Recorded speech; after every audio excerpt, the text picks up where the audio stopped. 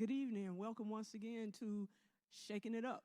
We have here today on our panel a variety of different guests. I ask that you will go on now and if you haven't, subscribe to the YouTube channel and also be prepared to put in your comments. What I would like to say today before everybody gets an opportunity to introduce themselves is that during the course of this session today, names will appear on our screen. And they'll appear in the first 4 segments, they'll appear for 2 minutes, and the last segment will appear for 46 seconds. All of that will be in recognition of the protests that we're under, the nation is under at this current time, in reference to the murder of George Floyd. We ask that you would now prepare yourself to be introduced, to join us as our panelists introduce themselves. We're going to start from my right. Hi, my name is Evans Melodor, and I am the pastor of Thenota Sasa Seventh-day Adventist Church, as well as Breath of Life Seventh-day Adventist Church here in the Tampa Bay area. Yeah. Hi, my name is Pastor Pierre Francois, and I'm the director of Sabbath School, Children's Ministries, and Prison Ministries for the Southeastern Conference. I'm Audrey Kreider, and I'm a member at Mount Calvary Church, and I work in the mental health field. All right, wonderful. Now that everybody comfortable? Everybody ready? Okay. So my first thing I want to bring out today is the Black Lives versus All Lives Matter. So if you have a comment that you want to put in the comment section of our YouTube channel, feel free to do so.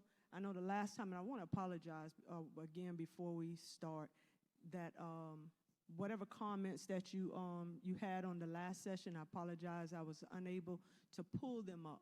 So I want to say this time we are definitely making sure that we are able to see your comments as they come in. But right now, we're going to go and pay tribute to the first set of names.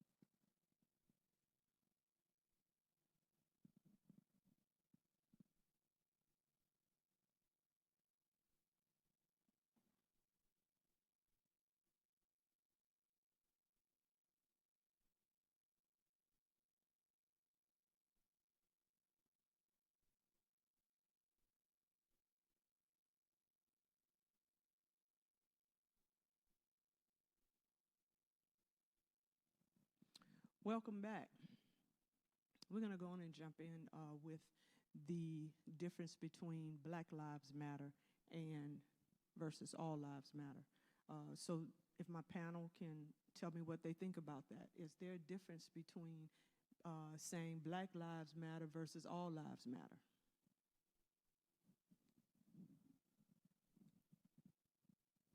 Don't be afraid to speak.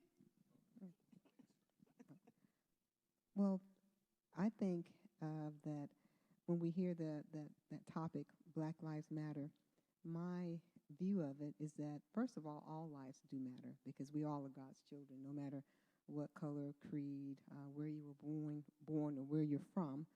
But I also think that in our experience here that some of us as Black people have been kind of cast aside in some of that, as far as mattering.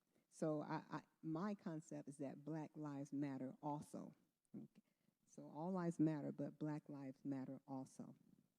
And some of us feel like we've been shut out of that.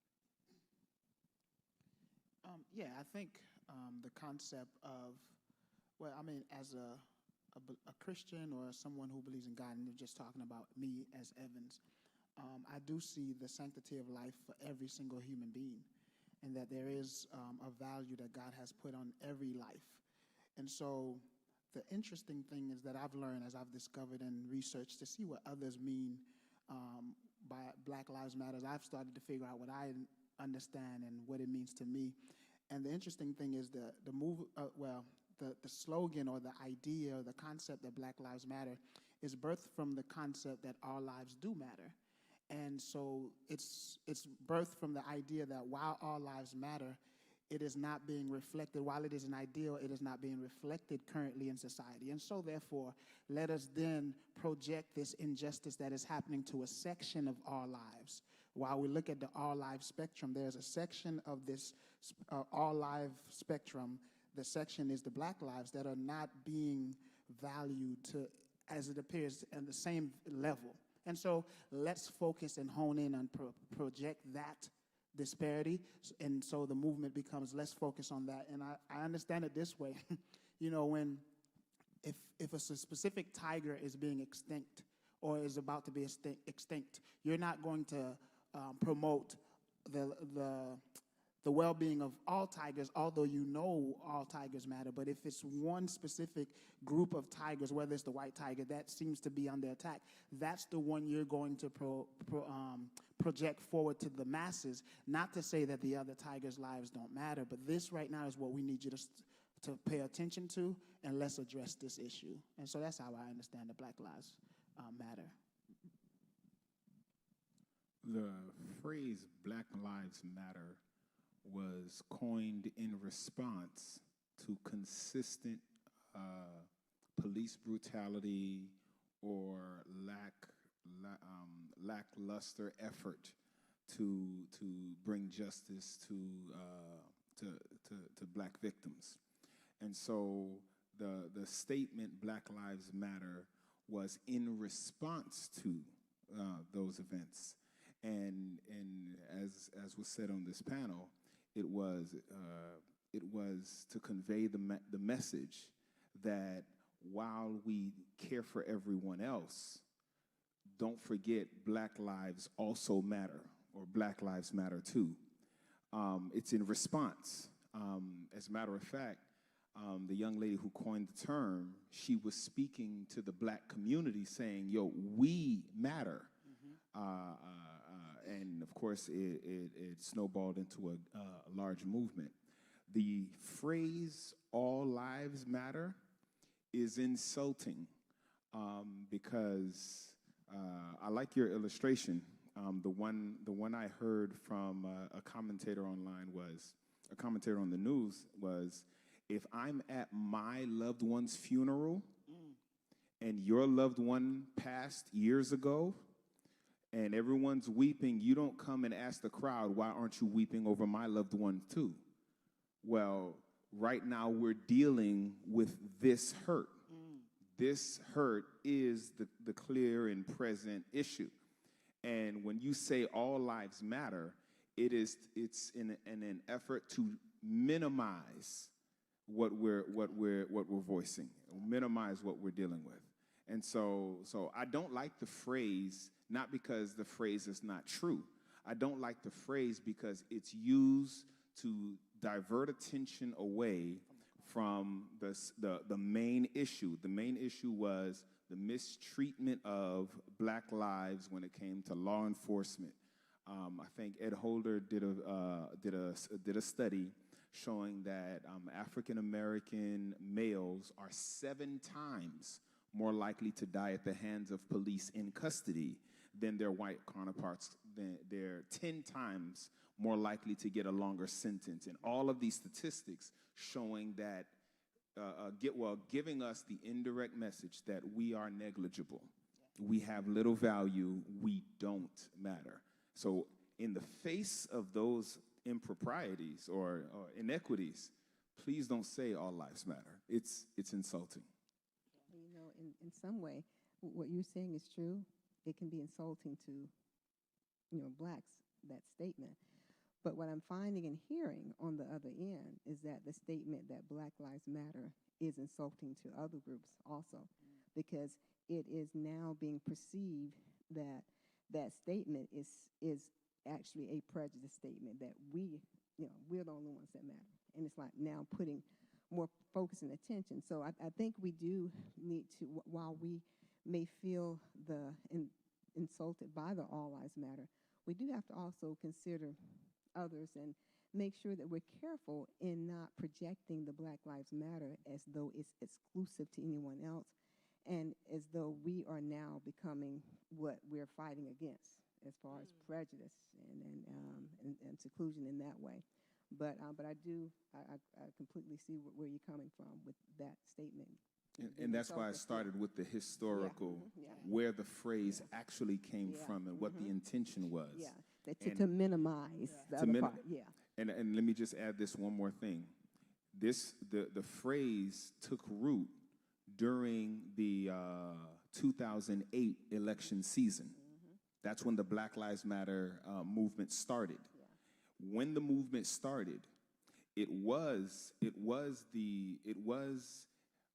some extreme political parties that coined the rebuttal, All Lives Matter, and who framed the Black Lives Matter, who reframed Black Lives Matter as an exclusive movement and not an outcry to those who feel afflicted. They're changing the message now. They attempted to change it in 2008's election. And I was going to say, and one of the classic things is the art of warfare. Whenever you're at war, you really try to keep. You become skilled at creating what some call straw man arguments, right? And creating arguments that are peripheral. They're not on the main line of what you're talking about. But if I can create this argument here on the side and divert your attention to that. So now we're spending more time talking about Black Lives Matter versus all lives. So now we're not even talking about the issue from which the coin historically was founded from.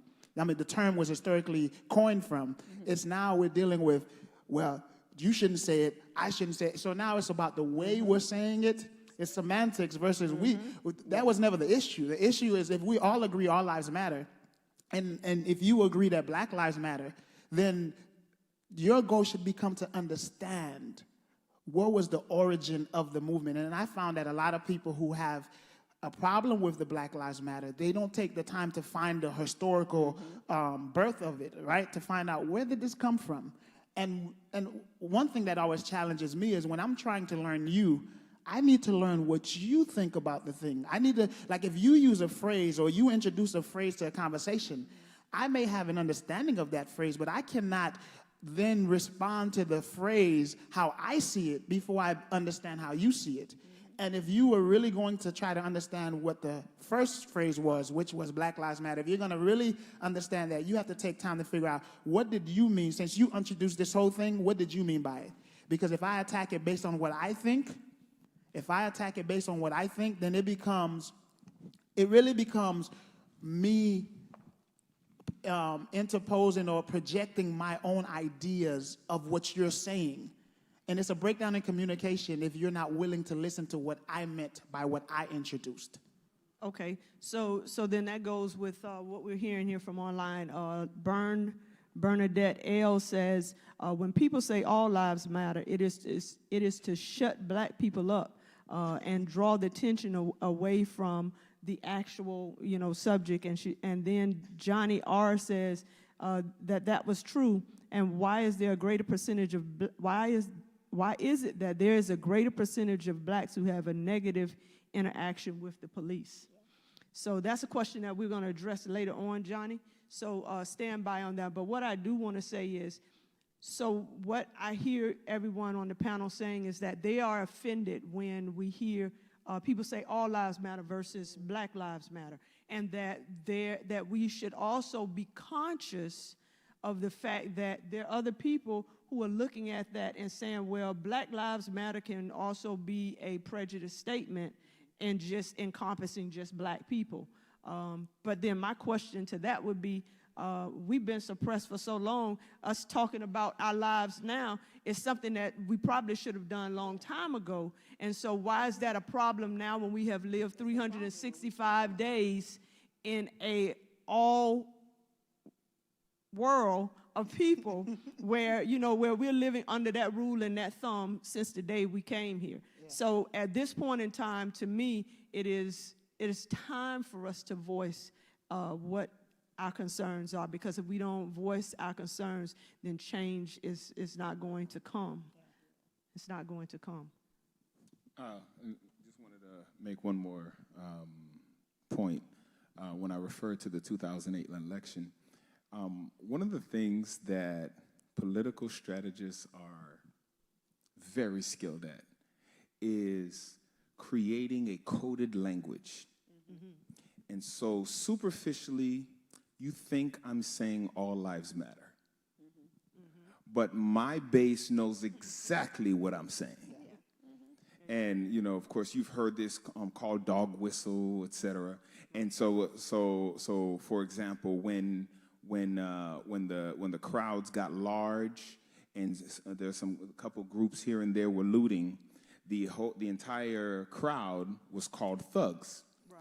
That word thug does not, on the surface, it means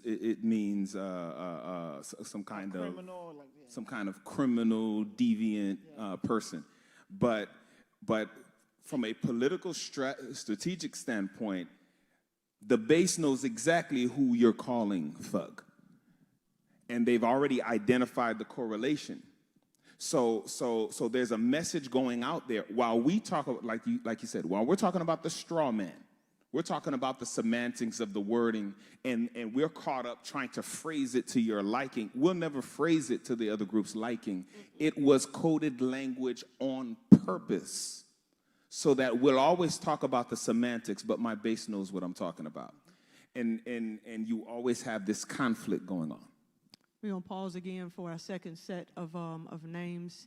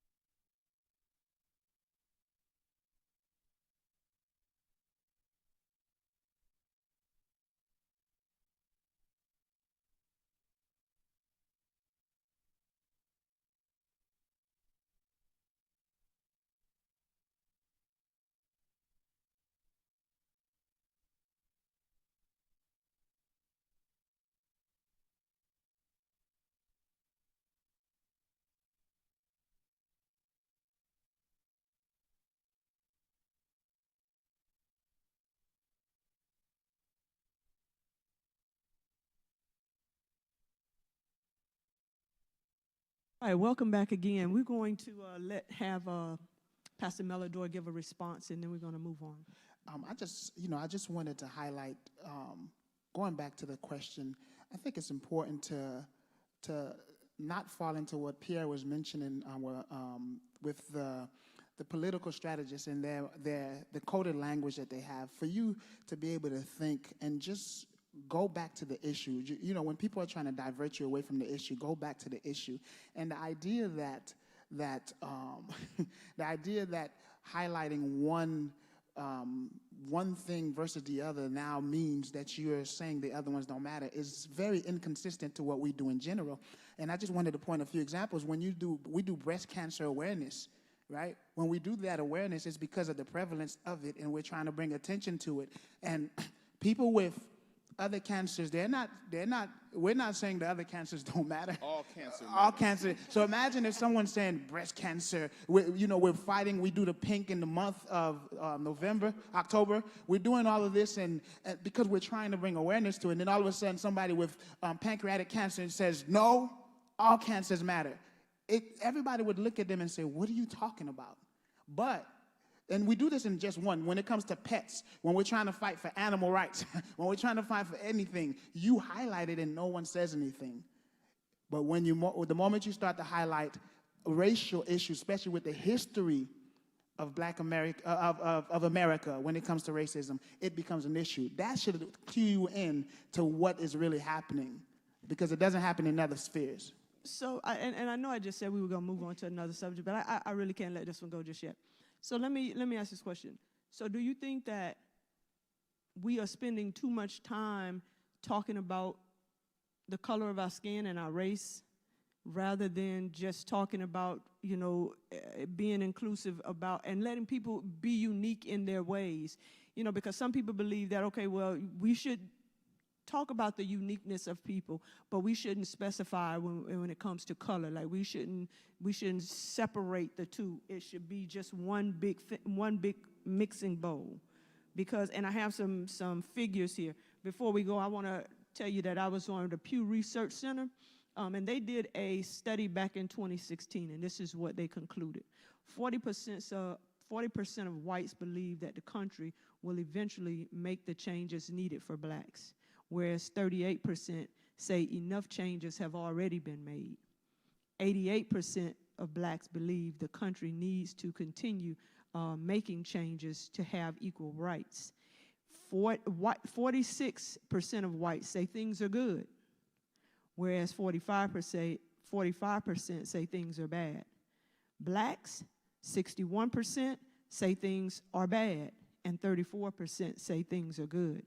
But when we look at our economy and we look at the how things are, the economic system, we have whites on a whole starting at a base of $44,007 on a yearly basis and going up with an average of $71,300, whereas blacks the base is $24,700 and the top is $43,300.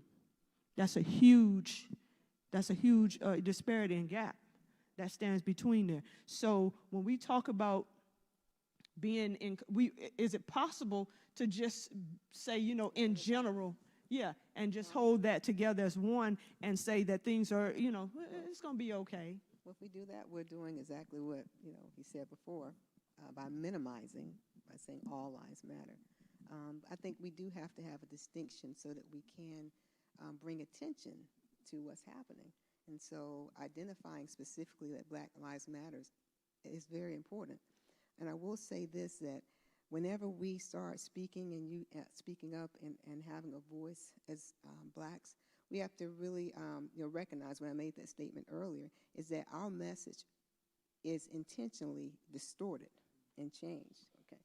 And our messages now are interpreted or now casted as anger or violence, and that's how they take our message and turn it around and distort it. So we have to be aware of that and really be mindful of, as we put our message out that Black Lives Matter, that we look at our behavior behind it. Let's not have violence behind it, but also said within a peaceful manner, because they expect, okay, and when they turn that message, they turn it against us, And so okay, so I hear what you're saying on that, but let me ask this question, because I don't think that when you say that we need to remain peaceful, I agree with the peaceful, and I agree that we shouldn't be out burning and destroying other people's property. I agree with that.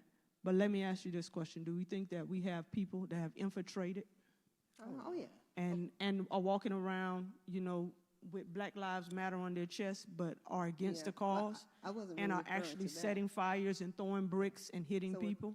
They're trying to do exactly what they want the perception to be. But I wasn't referring to that. I was just saying for our message to make sure that we protect our message and that we value it enough that not only do we say it, but we demonstrate it in our lives and how we and I agree, because it's I guess part of what you're saying, Audrey, is what a lot of us who grew up here. Well, actually, my parents were from another place in Haiti when they came over, so we didn't get that. But growing up, I know a lot of my friends who got that. The talk when you learned that you were of a different race and you had to do certain things because whatever you done was being watched and so forth. And the interesting thing is the fact that even that we have to be so careful that our messages are not distorted. That answers the question: is have we arrived? No.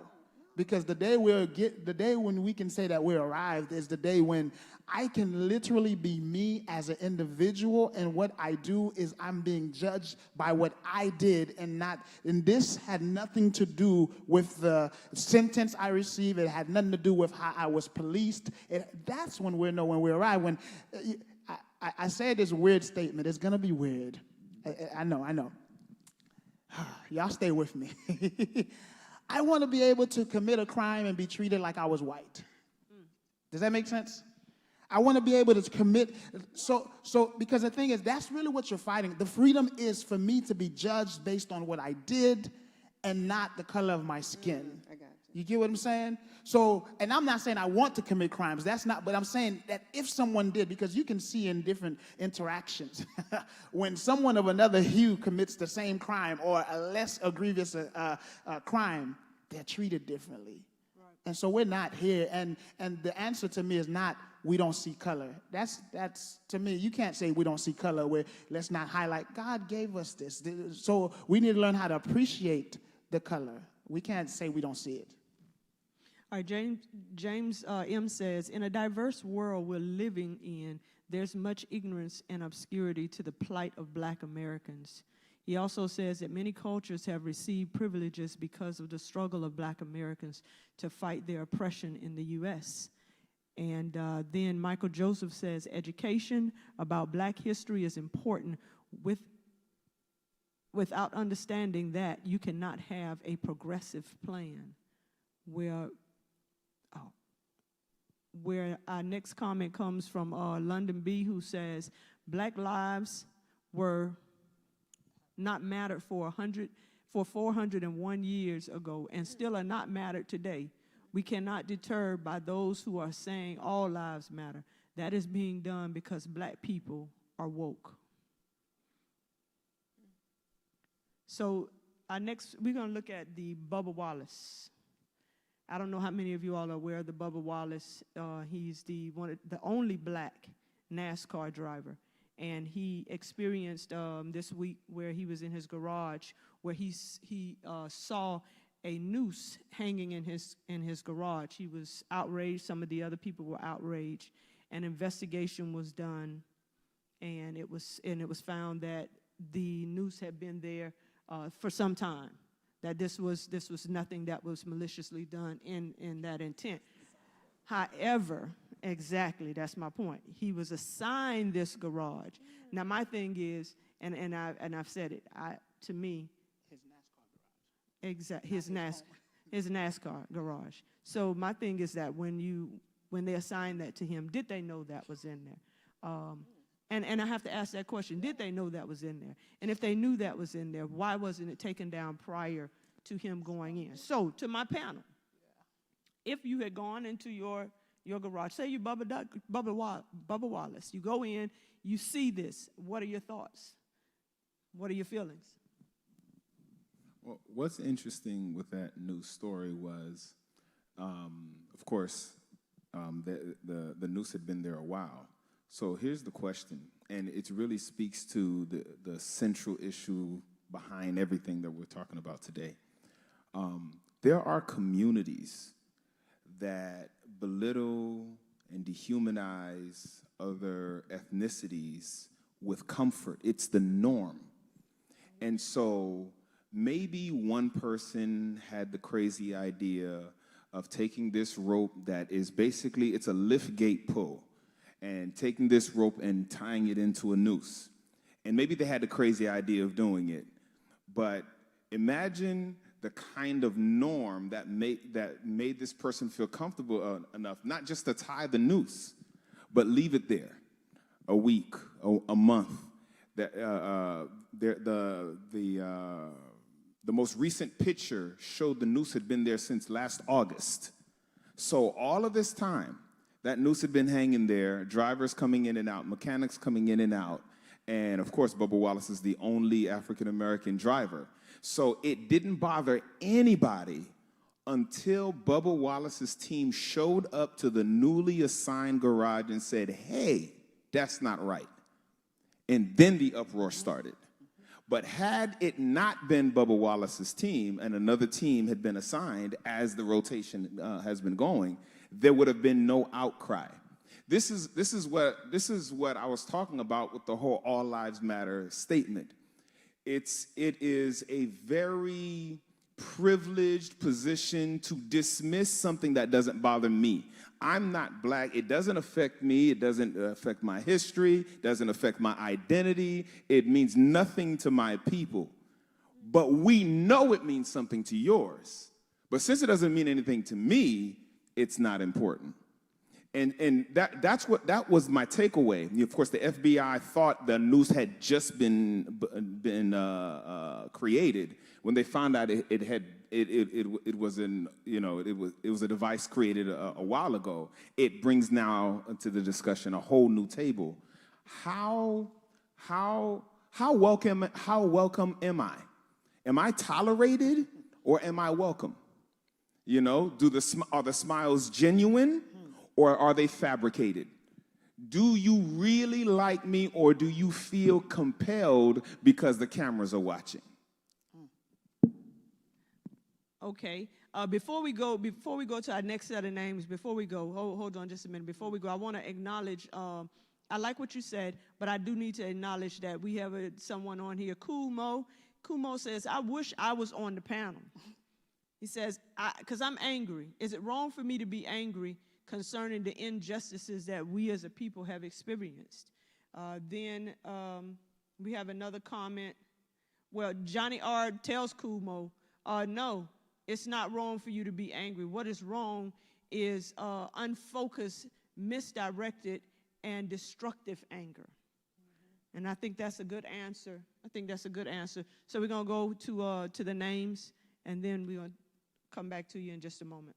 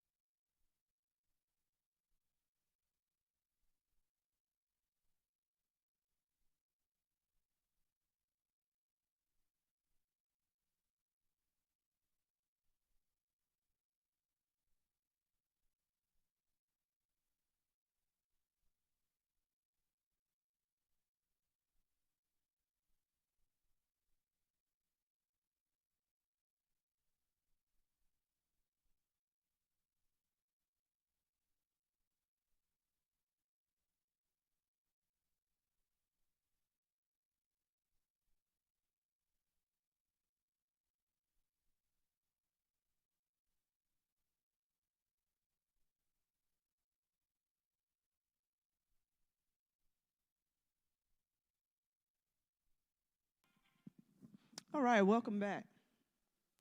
Welcome back. Welcome back. Okay, so we were discussing Bubba Wallace. So what I didn't share with you, and some of you all may already know, that Bubba Wallace decided that he would petition NASCAR and have them remove the Confederate flags from their common routine at NASCAR. So when we talk about the noose being found in his garage stall, I could see where that could be, an issue for him. I could see where that could be something where he would think that, somebody would, may have been plotting to do that. But especially in this day and age, like Audrey was saying here, especially in this day and age. But what happens when that's not the case? And now in North Carolina, you have a speedway owner who went online. He owns a New York track. The owner put on his webpage that he wants to sell, that he has the Bubba rope for sale, and that he wanted people to buy it. And so people began to make comments on his page and tell him that they didn't like that they weren't, in agreement with what he was doing. So he pulled it down. I want to say it was mid-Thursday when he pulled those things down offline, and he decided that they were going to have a heritage festival instead. And at the Heritage Festival, you could pick up all your items that you would need in support of your Confederacy. So in knowing all of that, it's almost difficult to stomach. And I heard the gentleman talking earlier about the conversations they've been having with their kids. What does that conversation look like? If you have kids now, what does that conversation look like? Because my son is grown. And so I can remember telling him, that you have to be safe. You have to be smart about what you do because you never know who you're going to run into. So what's that conversation? What does that look like now? I'm just dreading that I'm going to have that conversation soon. To be honest with you, the mixture, and I'll just say this quickly so those who are having it and have already had it can go. My struggle is always to present the compassion of Christ, but don't downplay the reality of the circumstances, because it is a matter of life and death when you step outside of those doors, and so that's where I am, and so I'm dreading going to have that conversation soon with my children, but I will have it. It's a necessity. So. Well, I have had that conversation with my son several times, because you've got to ease the subject matter in. And the first time we had the conversation, it was because he had a very emotional response to what he was seeing on the news. One of the things that's difficult for this generation versus ours is that we didn't have the internet, we didn't have social media, we didn't have email, we didn't have round-the-clock images coming at us. And we'll see these same 4 seconds of the most violent confrontation over and over. And I can't imagine, Audrey, what kind of trauma that causes for the individual, especially a child. But anyway, this was during the time. It was like this about 6 months to a year right after Trayvon Martin. There was one video after another. It's like every 2 weeks, another video of another violent confrontation. And my son went into an emotional chaos. It was like watching the hero become the bad guy. And he had never seen police in that perspective. And he's sitting there and he's crying and he's saying, "Wait a minute. Why is he doing that? That's not fair. That's not." And he just kept repeating it. And I turned off the TV, and he's looking at me for answers. And I mean, just saying the story now makes me emotional. So I had to start the discussion with him and let him know the reality of the world. and what it means to be safe for you is a higher threshold than it means for the other kids. And there are dangers and there are triggers that will start a domino reaction that leaves you as the bad guy. So there's some, and I know some people may not like to hear this, but it's the truth anyhow. We have to tiptoe around stereotypes, tiptoe around preferences.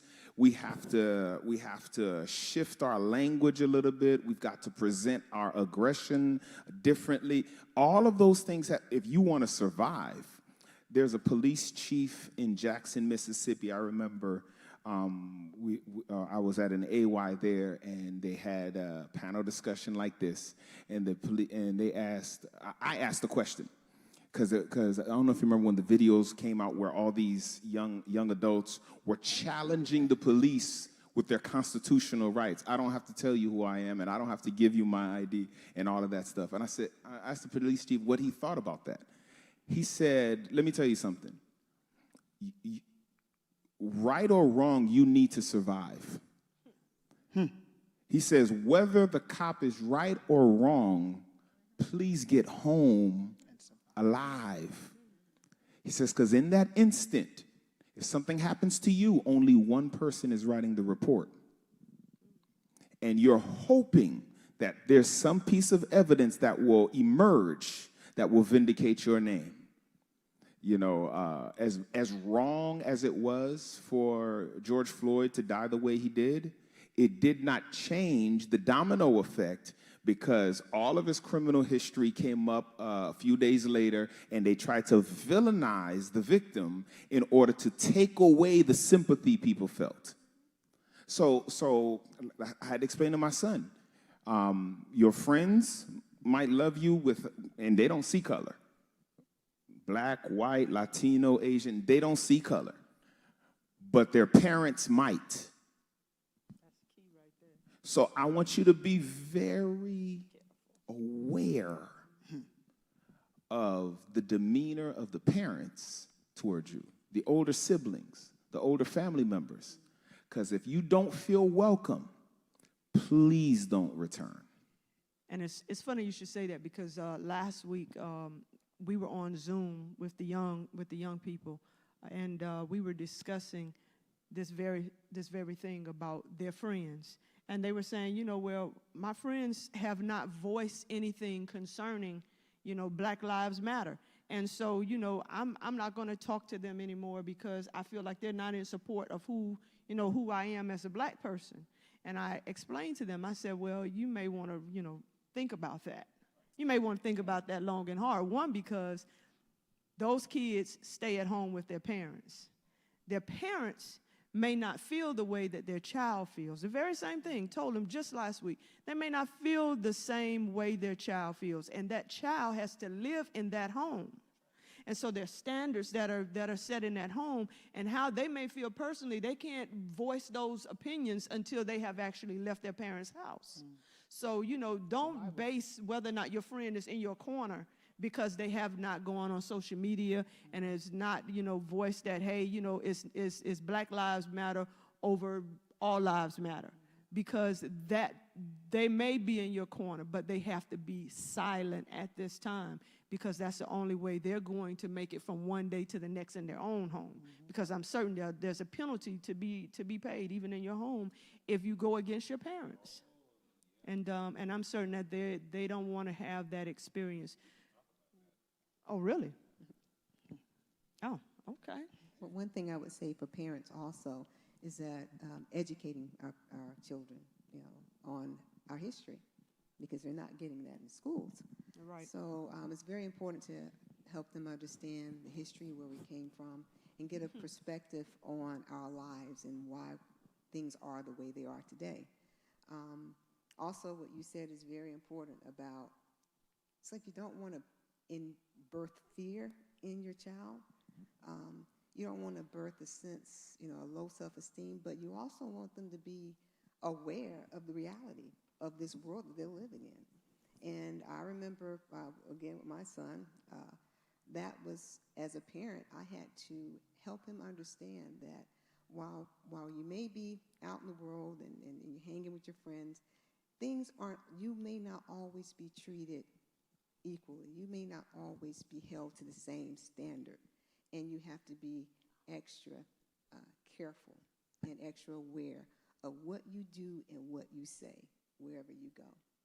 So I think that's another thing to add to that. Okay, we're going to look at what Kumo has to say again here online. Kumo says, this is a tough question to ask because it makes people uncomfortable, but I'm going to ask it anyways. As are black folks contributing to racism by being prejudiced themselves? And then he gives an example. Our churches never mix, and it may be because our white brethren may be uncomfortable being around black folks because of the false image portrayed by the media. We're going to answer that, Kumo. Stand by. We're going to answer that. But I want to go on and tie into what Audrey and what Pastor Francois were talking about when it comes to educational system. I think that our young people need to know their history, and the educational system that we have in place now does not teach that to our children. And I think that's one of the biggest injustices that we have, because what we don't know, then we're bound to repeat again. And and once again, we're seeing a recycling of the slavery, just in a different form. And I think because our young people are not taught, they should be taught from elementary all the way through high school. It should not be just a course that you pick up when you go to college that you can learn about, Black history. I think it's something that in all schools it should be mandatory for our young people to have those classes. I will say this.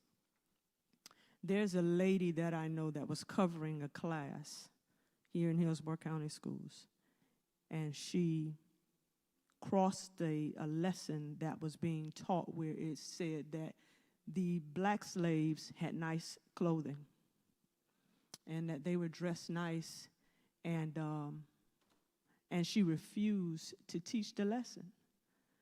And I applauded her for that, because that's not something that was true.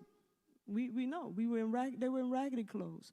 You looked halfway decent if you were in the house, but they were not talking about in-house people. They were talking about those that were in the fields. And so I applauded her on that, but she caught some backlash down the road for not having taught the lesson. But as black people, do we think that this is something that we should be pushing for in our educational system? Because we'll push for, why you sending my kid home? We'll push for the suspensions. We'll push for those things. But why are we not pushing for the African American studies in our schools? It's interesting you bring up that question. I have gone out of my way using the University of YouTube to teach my son all of this history, past and current, where we are. Because if he doesn't, he's come to the age where he sees color very quickly now. And he understands the different kinds of treatment. He sees it in the TV shows, in the movies, etc. And what caught my attention, he drew a conclusion that really alarmed me. He said, why, when a black person is in a movie, he has to be the comedian? And man, I was whoa, you picked that up. You picked that up pretty cool. You picked that up faster than I did. Because when I was your age, I didn't see it. And he said, because of course he's in the cars. Everybody knows my son is big time in the cars.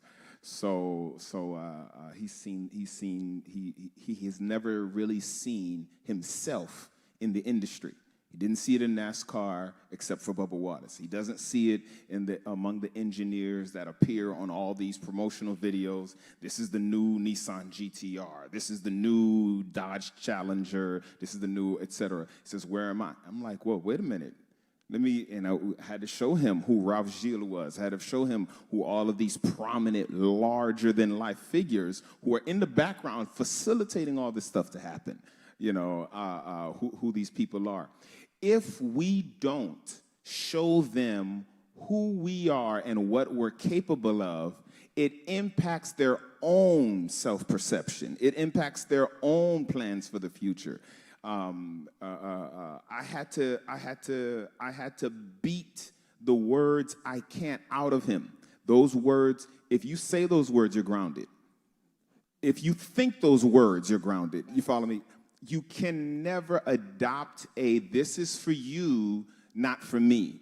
I'm in the race only to make number 3." That can't exist. And here's the thing here's the reason why I'm pushing it so much. It was so hard outside when I left private school, when I left Adventist school, and I started going to public school. It was so hard to find it. And most of the teachers are black. It was still hard to find it because the textbook wasn't written by the teachers. You follow me? So you're still in this system that has erased you. I was watching the History Channel and how the hieroglyphics that the pharaohs had written concerning the history of Egypt were propaganda. They never identified their losses. They only identified their victories. So they rewrote history where they're always the winner, they're always the good, and everybody else is the bad guy. And that projects now a false narrative. And so if you only show that we're the comic relief, or we're the muscle, right? Or we're the angry guy, or we're the drug dealer, or the only pictures of us is singing and dancing and bouncing about. If that's the only picture of us, then why do I need to go to school? Before Oprah had ended her show, sorry, I had this on my chest. Before Oprah ended her show, she had this I think it was a two or three part series called Hope. Yeah. And she says, do people feel hope? Do they think that there is a better tomorrow? Right? And she interviewed a lot of folk. And this is where not only educating our kids but educating ourselves takes place. They interviewed a father and grandson on the streets of Chicago, and he says, "You're here with your grandson coming out of the barbershop." He says, "Yeah, this kid's probably about 7. No, kid was like 14 or 15." And he said, and the interviewer said, "Do you think there's hope for a better tomorrow for your grandson?" He says, "I don't know about that." And caught him off guard. He says, "Well, why do you think that?" He says, "Well, he don't play football or basketball or no sports, so I don't think his life is going to be any different than mine." So in the grandfather's mind, this is the only way we getting out the hood. Yeah. And so now he teaches to his grandson, if you can't do these things, then you're not getting out.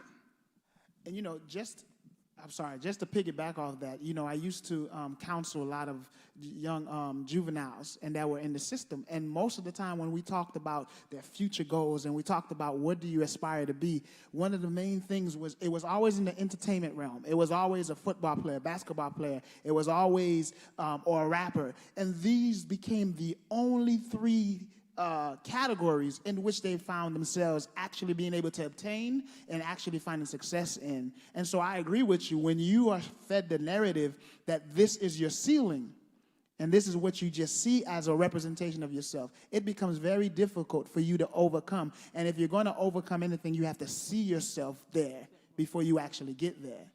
And history helps us to be able, and I'm so sorry, but history, when you go back, and I tell people, when you talk about black history, don't go back to the beginning of slavery.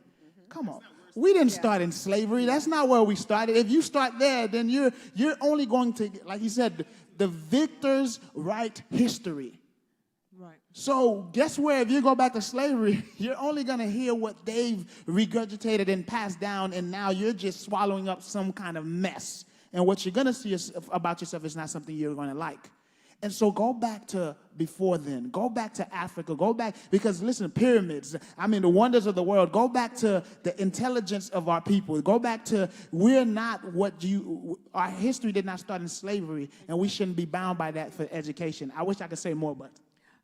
We're gonna get these last set of names, so we're gonna pause here, and when we come back, we're going to go straight into how the church and the community and racism play a part.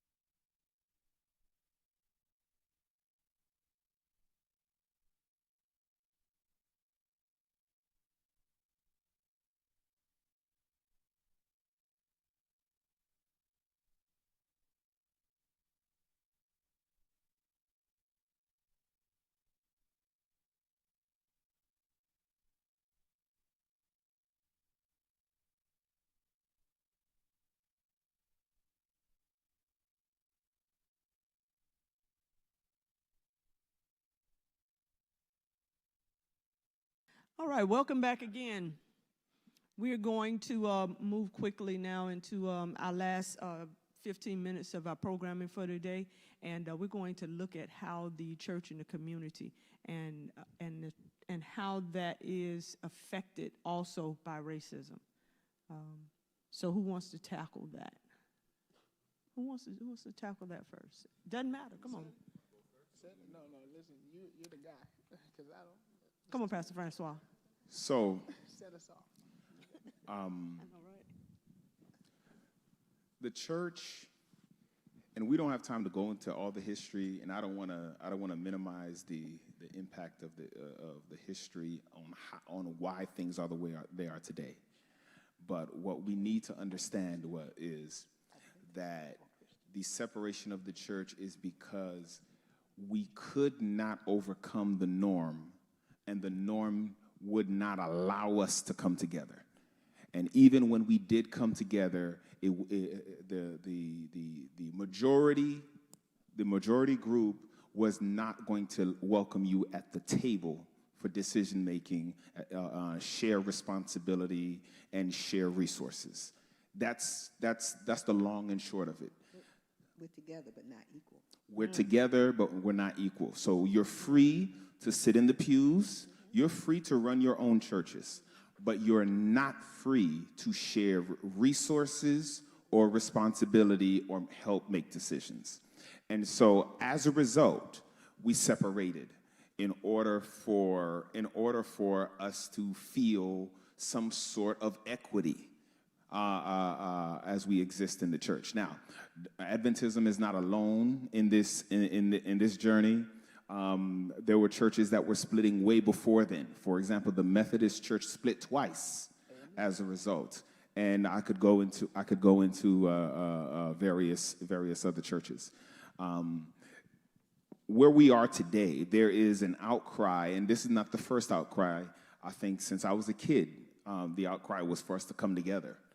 But here's the issue with us coming together. Coming together needs to be done when the hearts are ready to bring everyone to the table. The coming together cannot have secondary motives. There cannot be any underhanded plays. What we found today in recent years is that some people, or the emerging generation, they don't have the history, and they're just looking at it like my kids look at it. It's either right or it's wrong. But they don't have any nostalgic era to bring back. You follow me? Make America great again. So obviously you're talking about a time in history and a perspective where you think everything was right. Unfortunately, you're talking about an era that the rest of the groups don't agree with you. And so when the hearts are right and when we all can come to the table together, then change can happen. But I'm reading a book by Cass Sunstein called How Change Happens, and one of the major points he makes is if the norms don't allow you to be free to feel the way you authentically feel, you are less likely to be honest about how you feel. And so I might love black people, I might love chocolate people and light-skinned people, Latino people, etc., but I'm in a place where it's only black people we supposed to like. Then I'm going to feel the way I feel in secret. And anytime you ask me to speak openly about how I feel, I'm going to subscribe to what the majority is already saying. So until that starts to change, it's a hard and very controversial road for the church to get together because I like how Henry Wright put it, people keep acting shocked because the issues in the world are in the church. His response is, well, where'd you get the people? You got the people out the world. And until we understand how to live by this Bible that we preach about, we'll never free ourselves of those norms.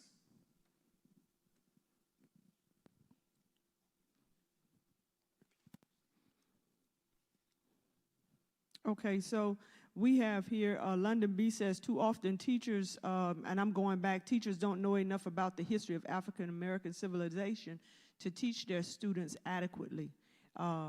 She also commented, and you answered, why do we have black conferences and white conferences, and why is it that white pastors are able to pastor black churches, but it appears that black pastors are not able to pastor white churches? Which I believe I do know of. I saw one church where there was a black pastor to a white congregation of preachers. So I think yes. Yeah, right. This conversation reveals so many levels of systemic racism in the U.S. Creating our own banks and institutions is necessary, says James M. History has shown our black independence occurs in America, but doesn't sit back. That's a good one. We are going to do a second session of this, but we just want to give Audrey an opportunity to go back and share with us how are our children affected by the racism that they are under today, and how it has affected us as adults who have had to endure a lifetime of injustices. When you think about racism and how the impact that it can have on a child and even adults, there can be positive and negative impacts, and some of the negative or more damaging impacts is that it can create anger, a chronic and deep-seated anger, and even sometimes an unconscious anger that can result in retaliation or violence, depending on that person's experience, because each one of our experience, we have a different experience with racism. So for some of us, it may be experience with a child on the playground making a comment, or experience of a teacher actually being unfair in school. So, or it could be a violent experience. So based upon that specific experience, that can create the impact. Racism can result in low self-esteem. It can result in oppression, where you actually feel that you have no voice. It can result in fear. You mentioned paranoia. Yeah, fear. And it can also result into a me against the world mentality. So, but another aspect of racism, when you look at the positive part, it can be a motivation to be different, to be better, and say, hey, okay, if this is my experience, I'm going to work hard so that I won't experience that again. Or I'm going to work hard so that I can make a change. Because we've seen that in our history, how racism and prejudice has now created a drive and a motivation to be better, to be stronger, to work as hard as we can to show our inner ability and who we are as a people. So those are some.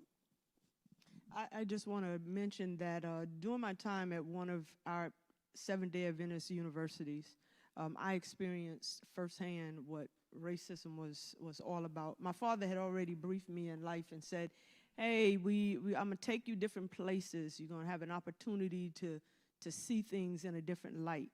I remember being in some restaurants where we were the only black people. And he says, how does it make you feel to be here?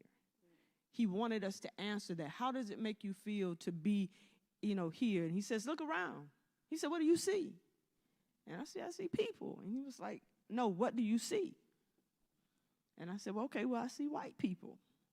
And when he made us acknowledge that it was something that wasn't being done. Parents weren't taking their kids to all white places and feeling comfortable in doing so in growing up. While I was at Southern, I think we had a basketball game. And after that basketball game, during the basketball game, actually, one of the young ladies came up behind me and she shoved me so hard in the back. My sister ran out on the court because she saw it, and she ran out on the court. She said, Sherry, please, please don't embarrass me or don't do this. And I was like, no, who pushed me? Because I'm about to take care of business. Like, who did it? And she was like, no, please don't do it. Just forget it. Just let it go. So after the game, we were sitting around on the stage in the gym. And a gentleman came over, and we were discussing what took place during the game. And I was expressing to my peers, I'm hot about that. He came over out of nowhere, and he threw his hand up, and he said, you people. And I understood clearly in that time what that meant. And I said to my peers, I said, seriously? Y'all don't feel that? Like, y'all don't feel I'm hot, I'm heated. And I turned to him, I said, excuse me? I said, you may as well call me up. And he looked at me, and he didn't try to say, no, that's not what I meant. He didn't try to fix it, no, nothing. I got in my car and I rode for hours until I calmed down. And when I came back, Sandra had already made the call home, and my dad says, hey, you already know, do I need to come? Because we could take care of this. I said, no, we up here in Hicksville. There's no way that we finna start nothing while we up here. And so, I told him, I said, I got it handled. I promise you I got it handled. And I went back and I talked to the gentleman. I said, man, I just want you to know that you can't never, ever say anything to me again. And from that point on, what I saw was that when we speak up and we voice our opinions and we say what's on our heart and what's on our mind, people respect you for it. They have a different look, a different look of you. And he saw me differently. I could come to that gym even when I wasn't a student. I could bring people from the community to that gym when I wasn't a student and come up in there and play. And he would never say anything to me. So my thing is that, if we sit back as a people and we say absolutely nothing, then we'll get nothing. But if we speak out and we voice our opinion about the things that are of concern to us, then yes, we will eventually see some change. But I don't know about this situation that we're in right now, because I believe that time is winding up. And I believe that the world is different than it was all those many years ago. And things are looked at a lot differently. But that experience changed me. It shaped me. It changed who I was. It made me aware that I was looked at as different than the people that I was around. And so, it brought a new awareness to me. But we're going to, we got 2 minutes left.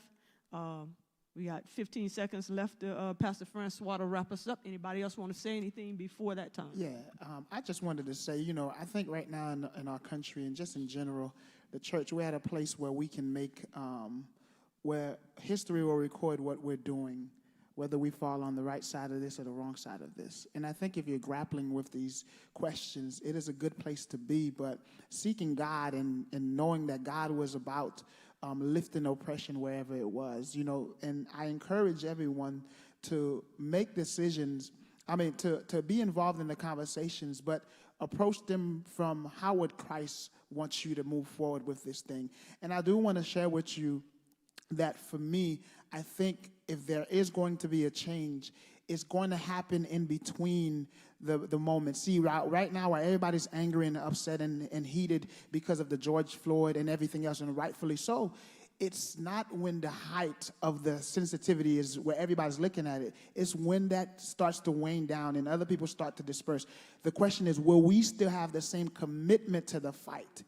And that's going to be the time. It's in between the George Floyds. It's in between the Ahmaud Arbery's. It's in between the Elijahs. It's in between those names that you saw being listed. It's in between those things. Can we still keep the same commitment to the fight, to creating a new economic structure, to creating a new plan and just coming together, right? And the last thing I'll say, and I'm sorry, and then you can, no. And I wanted to say, for you to remember, don't ever mistake the end of the round for the end of the fight. I like it. Because I really need you to understand, right now, that's what I heard a preacher say this. We dropped the ball after the civil rights movement because we thought we made it somewhere. We started advancing, and so we thought we had arrived. So we let the intensity stop. Listen, it's like a game of football. We're trying to score a touchdown. 80 yards is not good enough. 75 yards is not good enough. 90 yards is not. In the red zone, you may think we've come far enough. In the red zone, it's not good enough. We need a touchdown. And that touchdown looks like equality. So we don't stop until we get a touchdown. And I just wanted to say that. I want to make a quick comment before we close out. One of our young viewers, DeJour L, says, not to say this to offend anybody, but the U.S. was and is relying on black citizens for numerous of inventions and institutions were brought into existence by black people. We built this nation from the ground up. And I just wanted to acknowledge him because we don't have a whole lot of young viewers, but when we get our young viewers, I definitely like to go on and acknowledge that they have made comments. So before we move on, next week, tune in because there's a segment that will play right after our 11 o'clock service where we will be, where there is a, I won't say it's a program that will come on that will talk about some of the very issues that we've discussed today. It will talk about that history, how the black church and the white church, how they ended up separating during that time. So if you want to hear more of that conversation and then come back to us week after next where we'll pick up with part two now come on, because we gotta do this thing because there's more that we can and should be discussing, and not just discussing, but finding resolutions on how we're going to move forward as a people where it comes to the church. So we're going to give it over to Pastor Francois. He's going to close us out. Thank you again, and appreciate everybody who tuned in and made contributions to our segment for today. Let's pray. Heavenly Father, God, we thank you for these moments we spent together. Lord, we recognize that we are all your children. We are all filled with the Spirit. You breathed into all of our nostrils the breath of life. And God, when you hung on the cross, you didn't hang for one group or another. You hung for us all. So God, we are infinitely valuable. We are indescribably important to you. And Lord, no matter what messages we may have heard at home or on the street, on the internet, Father, even if our faces are absent from the textbooks or from the imagery of success, God, we know that you don't make anything second class or second best. We are the apple of your eye. We are the crown of your creation.